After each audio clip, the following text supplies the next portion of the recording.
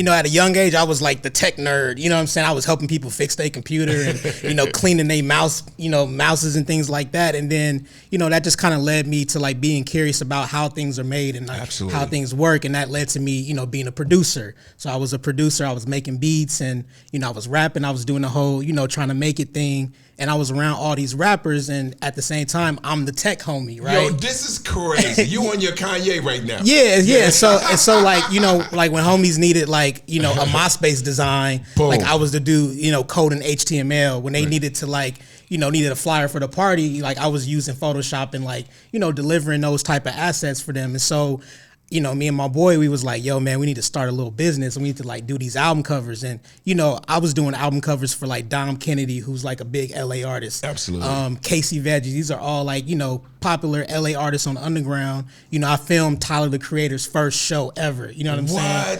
Yeah. And so, you know, long story longer, one day I went home and something felt weird, right? Like something didn't feel right. And I looked in my room and everything was gone.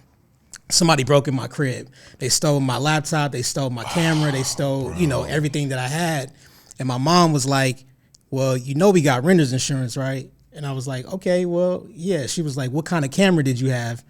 And I was like, oh, just a little Canon Rebel, you know, a little blurry, little starter camera. And she was like, no, nigga. No, what kind of camera did you have? 5 million. Exactly. And so instead of telling her you had a red camera. Exactly. So instead of telling her I had a Dell that could barely hold a charge, I told her I had a MacBook Pro 17-inch extra hard drive. Yeah. You know what I'm saying? Double up on this shit. Instead of having a little Canon, I'm like, yo, I got a brand new Canon 7D. Talk to me. You know what I'm saying? HD, you know what I'm saying? Like all that good shit. All the screens. You have 5 screens. 5 screens. And so now when I'm going back to the studio with the homies I was making music with, I got a video camera and I'm filming them and I'm just like, all right, let me go on YouTube, let me figure out how to shoot a video. And so that was kind of the process that, you know, led to me, you know, being obsessed with filmmaking. You know, I was with a group called Overdose and I was literally with them every day, just experimenting, just trying new shit.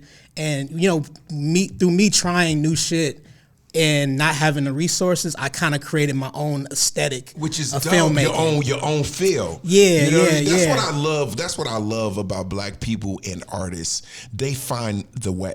You know, and sometimes you fall into your way, like you said. You know what I mean? Your setback became your blow up. 100%. And it's like, it's just literally me following my curiosities, right? I'm interested in tech, so let me learn about, you know, Photoshop and design. I love music. Let me figure out how they make beats. I love music videos. Let me like reverse engineer all my favorite videos so I can know how it's done and like what the process is. Yeah, man, it's really an evolution. I don't know if you know my career.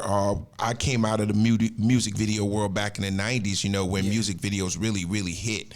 Like where they really could blow you up. You know, MTV at that time was really blowing artists from maybe going gold to platinum or diamond, right? And I remember the days when cats I'm gonna get Mick G, he was a video director.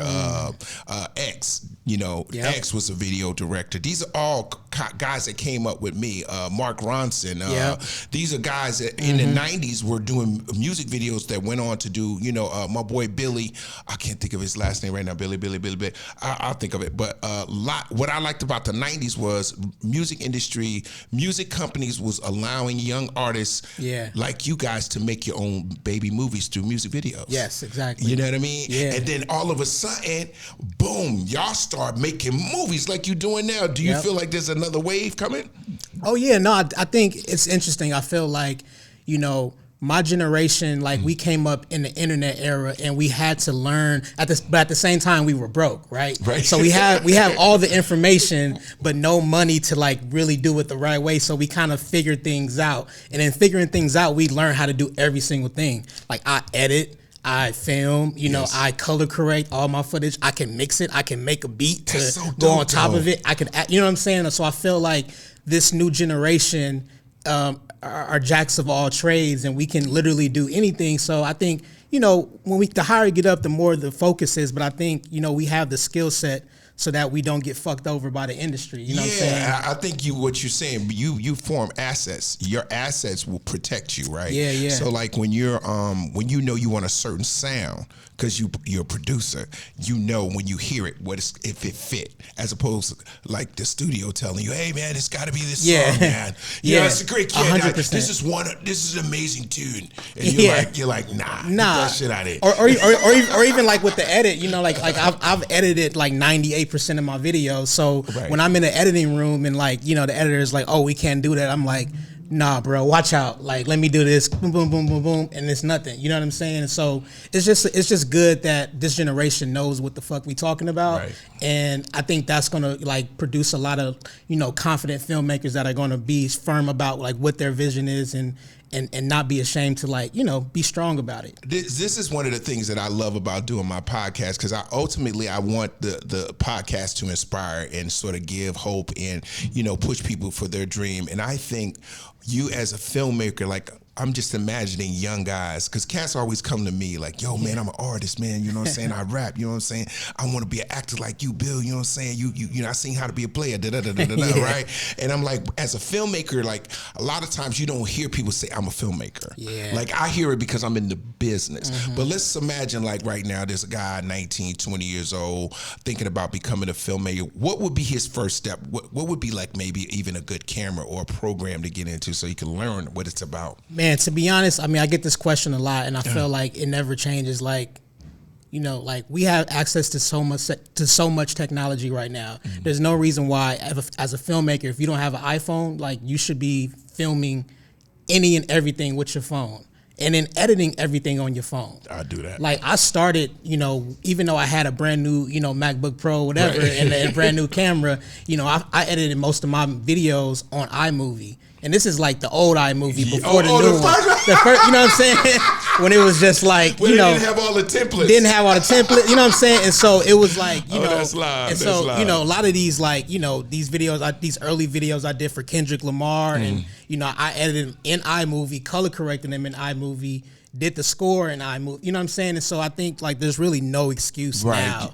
You know what I'm saying? Level up. And I think the key is starting, right? Because I think once you start, then you'll begin the journey. And the journey is the thing that matters the most.